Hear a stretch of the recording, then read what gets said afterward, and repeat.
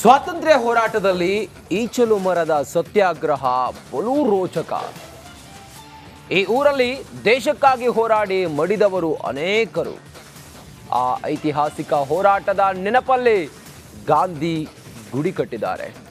78ನೇ ಸ್ವಾತಂತ್ರ್ಯ ದಿನಾಚರಣೆ ಈ ಸಂದರ್ಭದಲ್ಲಿ ಗಾಂಧಿ ಪ್ರತಿಮೆಗೆ ನಿತ್ಯವೂ ಕೂಡ ಪೂಜೆ ಸಲ್ಲಿಸುವ ಗ್ರಾಮದ ಸ್ಟೋರಿ ಇದು. ನೋಡೋಣ ಬನ್ನಿ.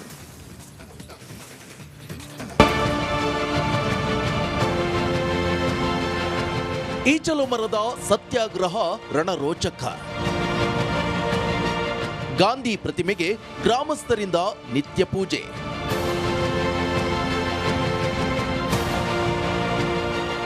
ಇದು ಚಿತ್ರದುರ್ಗ ತಾಲೂಕಿನ ತುರುವನೂರು ಗ್ರಾಮ.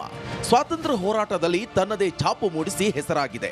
ಮಾಜಿ ಮುಖ್ಯಮಂತ್ರಿ ಹಾಗೂ ರಾಷ್ಟ್ರ ನಾಯಕರಾದ ದಿವಂಗತ ಎಸ್ ನಿಜಲಿಂಗಪ್ಪ ನೇತೃತ್ವದಲ್ಲಿ ಅನೇಕ ಸ್ವಾತಂತ್ರ್ಯ ಹೋರಾಟಗಳು ನಡೆದಿವೆ. ಈಚಲ ಮರದ ಚಳುವಳಿ ನಡೆದಿದ್ದು ಇದೇ ತುರುವನೂರು ಗ್ರಾಮದಲ್ಲಿ. ಬ್ರಿಟಿಷರು ವಿಧಿಸಿದ್ದ ಕರಸೇವೆಯನ್ನ ವಿರೋಧಿಸಿ ಈಚಲು ಮರ ಕಡಿದು ಶೌರ್ಯ ಮೆರೆದಿದ್ರು.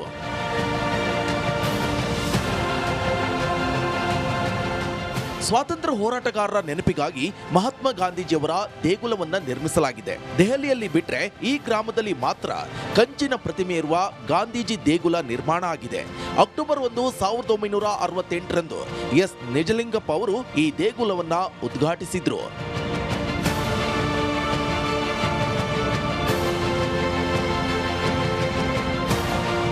ಈ ತುರ್ನೂರಲ್ಲಿ ಈಚಲು ಮರವನ್ನು ಕಡಿಯುವಂಥ ಕರ ನಿರಾಕರ ಚಳವಳಿಯನ್ನು ಆರಂಭ ಮಾಡ್ತಾರೆ 1938 ಸೆಪ್ಟೆಂಬರ್ 18ನೇ ತಾರೀಕಲ್ಲಿ. ಆಗ ಸುಮಾರು ಈ ಇಡೀ ಗ್ರಾಮದ ಎಲ್ಲ ಜನರು, ಎಲ್ಲ ಜಾತಿಯ ವರ್ಗದವರು ಬಂದು ಆ ಒಂದು ಚಳವಳಿಗೆ ಭಾಳ ಹುಮ್ಮಸ್ಸಿನಿಂದ ಪಾಲ್ಗೊಂಡು ಅವತ್ತು ಸಾವಿರಾರು ಮರಗಳನ್ನ ಕಡಿತಾರೆ. ಕಡಿದಂಥ ಸಂದರ್ಭದಲ್ಲಿ ಎಲ್ಲ ಬ್ರಿಟಿಷ್ ಅಧಿಕಾರಿಗಳು ಬಂದ್ಬಿಟ್ಟು ಇಡೀ ಗ್ರಾಮದ ಎಲ್ಲ ಜನಗಳ ಏನು ಚಳವಳಿ ಮಾಡಿರ್ತಕ್ಕಂಥ ಯುವಕರು, ವೃದ್ಧರು ಎಲ್ಲರನ್ನೂ ಅರೆಸ್ಟ್ ಮಾಡ್ಕೊಂಡು ಇಡೀ ಊರೇ ಅರೆಸ್ಟ್ ಮಾಡುವಂಥ ಪರಿಸ್ಥಿತಿ ಬರುತ್ತೆ. ತುರುವನೂರು ಗ್ರಾಮದ ಜನರೆಲ್ಲ ಇದೇ ಗಾಂಧಿ ಗುಡಿ ಇರುವ ಕೋಟೆ ಬತೇರಿ ಬಳಿಯಿಂದಲೇ ಅದು ಸ್ವತಂತ್ರ ಹೋರಾಟ ಆರಂಭಿಸಿದ್ರಂತೆ. ಹೀಗಾಗಿ ಗಾಂಧೀಜಿಯವರ ಮೂರ್ತಿ ಸ್ಥಾಪಿಸಿ ದೇಗುಲ ನಿರ್ಮಿಸಿದ್ರು. ಇಂದಿಗೂ ಕೂಡ ಇಲ್ಲಿ ಗಾಂಧೀಜಿಗೆ ನಿತ್ಯ ಮೊದಲ ಪೂಜೆ ಸಲ್ಲಿಸಲಾಗುತ್ತಿದೆ. ಇಷ್ಟೆಲ್ಲ ಹೋರಾಟದ ಇತಿಹಾಸದ ಜಾಗವನ್ನ ಪ್ರವಾಸೋದ್ಯಮ ಇಲಾಖೆ ಗಮನಿಸಿ ಅಭಿವೃದ್ಧಿ ಮಾಡಬೇಕು ಅನ್ನೋದು ಗ್ರಾಮಸ್ಥರ ಆಗ್ರಹ.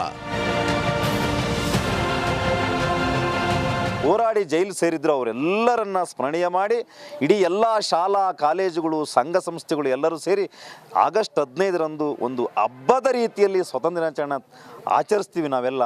ಹಂಗಾಗಿ ಸರ್ಕಾರಗಳು ಇದನ್ನು ದಯಮಾಡಿ ಈ ಬೆತೇರಿಯನ್ನು ಉತ್ತಮ ರೀತಿಯಲ್ಲಿ ದೇಶಕ್ಕೆ ಕೊಡುಗೆ ಕೊಡೋಕ್ಕೆ ಅಭಿವೃದ್ಧಿ ಮಾಡಲಿ ಅಂತೇಳಿ ನಾನು ತಮ್ಮಲ್ಲಿ ಮನವಿ ಮಾಡಿಕೊಳ್ತೇನೆ. ಸ್ವಾತಂತ್ರ್ಯ ಹೋರಾಟಗಾರರ ನೆನಪಿಗಾಗಿ ತುರುವನೂರಿನಲ್ಲಿ ಗಾಂಧಿ ಗುಡಿ ನಿರ್ಮಾಣ ಆಗಿದೆ.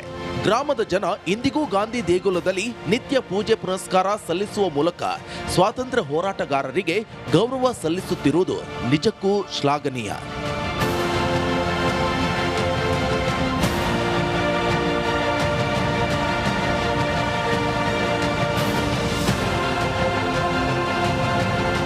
ವೀರೇಶ್ ವಿ ಚಳ್ಳಕೆರೆ, ರಿಪಬ್ಲಿಕ್ ಕನ್ನಡ, ಚಿತ್ರದುರ್ಗ.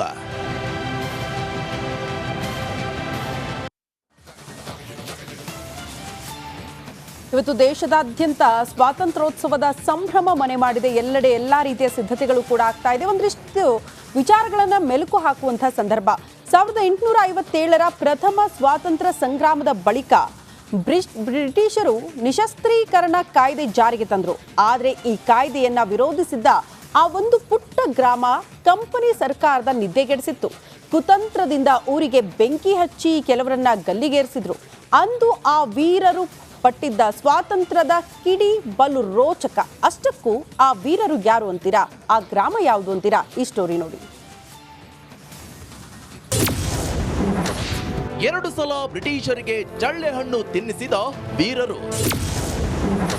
ಗುಂಡೇಟಿಗೆ ಬಗ್ಗಲಿಲ್ಲ, ಬೆಂಕಿ ಹಚ್ಚಿದ್ರು ಜಗ್ಗಲಿಲ್ಲ. ಹೀಗೆ ಜೋಡಿ ಪ್ರತಿಮೆಗಳಲ್ಲಿ ಇರುವವರ ಹೆಸರು ಜಡಗಣ್ಣ, ಬಾಲಣ್ಣ.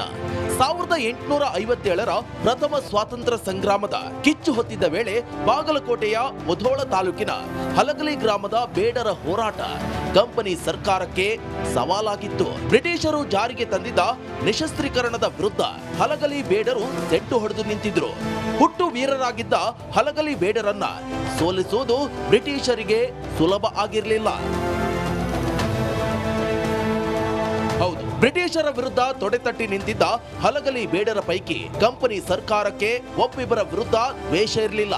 ಇಡೀ ಗ್ರಾಮವನ್ನ ಸರ್ವನಾಶ ಮಾಡುವ ನಿರ್ಧಾರ ಮಾಡಿದ್ರು. ಇಡೀ ಊರಿಗೆ ಬೆಂಕಿ ಹಚ್ಚಿ ಗ್ರಾಮವನ್ನ ಸುಟ್ಟು ಬೂದಿ ಮಾಡಿದ್ರು. ಈ ವೇಳೆ ಬ್ರಿಟಿಷರ ನಿದ್ದೆಗೆಡಿಸಿದ ಜಡಗ ಬಾಲ ಸೇರಿ 4 ಮುಧೋಳ ನಗರದಲ್ಲಿ ಸಾರ್ವಜನಿಕವಾಗಿ ಗಲ್ಲಿಗೇರಿಸಿದ್ರು. ಇದೀಗ ಅವರನ್ನ ಗಲ್ಲಿಗೆ ಹಾಕಿರುವ ಮುಧೋಳ ನಗರದ ಆ ಪ್ರದೇಶದಲ್ಲಿ ವೀರರ ಕಂಚಿನ ಪ್ರತಿಮೆಗಳನ್ನ ಸ್ಥಾಪಿಸಬೇಕು ಎನ್ನುವುದು ಪ್ರಜ್ಞಾವಂತರ ಆಗ್ರಹವಾಗಿದೆ.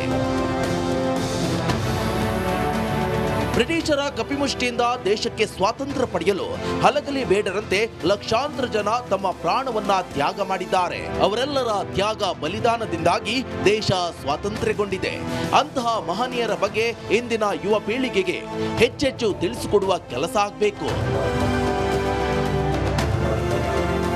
ಸಿದ್ದು ದೊತ್ತರಂಗಾವಿ, ರಿಪಬ್ಲಿಕ್ ಕನ್ನಡ, ಬಾಗಲಕೋಟೆ.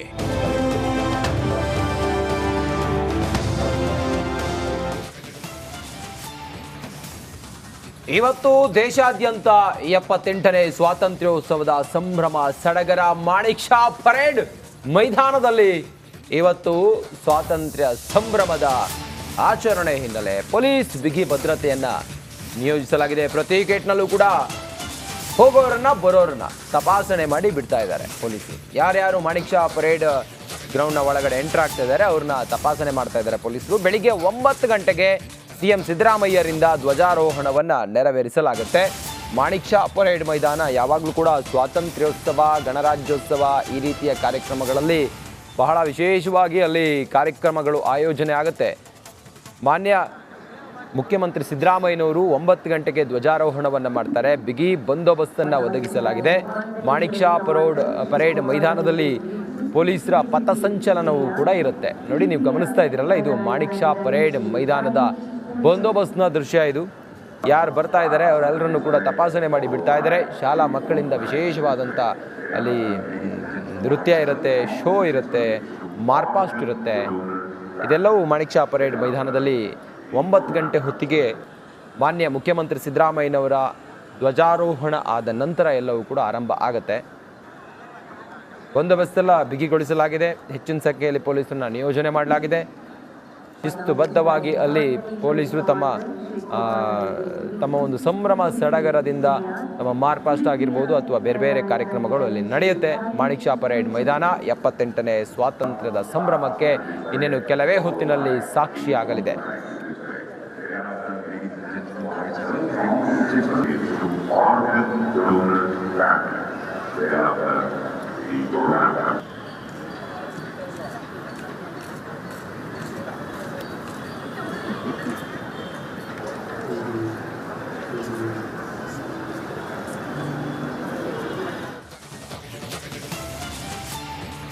ದೇಶದಾದ್ಯಂತ 78ನೇ ಸ್ವಾತಂತ್ರ್ಯೋತ್ಸವದ ಸಂಭ್ರಮ ಮನೆ ಮಾಡಿದೆ. ಕೆಲವೇ ಕ್ಷಣಗಳಲ್ಲಿ ಪ್ರಧಾನಿ ನರೇಂದ್ರ ಮೋದಿ ಅವರು ಕೂಡ ಧ್ವಜಾರೋಹಣವನ್ನ ನೆರವೇರಿಸುತ್ತಿದ್ದಾರೆ. ಕೆಂಪು ಕೋಟೆಯಲ್ಲಿ ಪ್ರಧಾನಿ ನರೇಂದ್ರ ಮೋದಿ ಅವರು ಧ್ವಜಾರೋಹಣ ನೆರವೇರಿಸುತ್ತಾರೆ. 11ನೇ ಬಾರಿಗೆ ಧ್ವಜಾರೋಹಣ ನೆರವೇರಿಸುತ್ತಿದ್ದಾರೆ ಪ್ರಧಾನಿ ನರೇಂದ್ರ ಮೋದಿ. ಧ್ವಜಾರೋಹಣದ ಬಳಿಕ ದೇಶವನ್ನ ಉದ್ದೇಶಿಸಿ ಭಾಷಣ ಮಾಡಲಿದ್ದಾರೆ. 1 ಗಂಟೆಗಳ ಕಾಲ ಭಾಷಣ ಮಾಡ್ತಾರೆ ಪ್ರಧಾನಿ ನರೇಂದ್ರ ಮೋದಿ.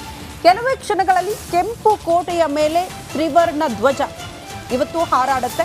ಪ್ರಧಾನಿ ನರೇಂದ್ರ ಮೋದಿ ಅವರು 11ನೇ ಬಾರಿ ಆ ಕೆಂಪು ಕೋಟೆಯ ಮೇಲೆ ಧ್ವಜಾರೋಹಣ ನೆರವೇರಿಸ್ತಾ ಇರೋದು.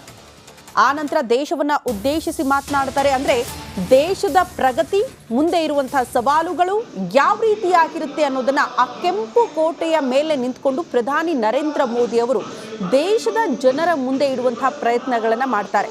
ಬಟ್ ಇತ್ತೀಚೆಗೆ ಹೇಗಾಗ್ಬಿಟ್ಟಿದೆ ಅಂದ್ರೆ ರಾಜ್ಯ, ದೇಶ, ಭಾಷಣ ಇರುತ್ತೆ ಅಂದ್ರೆ ಸರ್ಕಾರದ ಸಾಧನೆಗಳನ್ನೇ ಒಳಗೊಂಡಿರುತ್ತೆ ಅನ್ನೋದು ಗಮನಿಸಬೇಕಾಗಿರುವಂತಹ ವಿಚಾರ.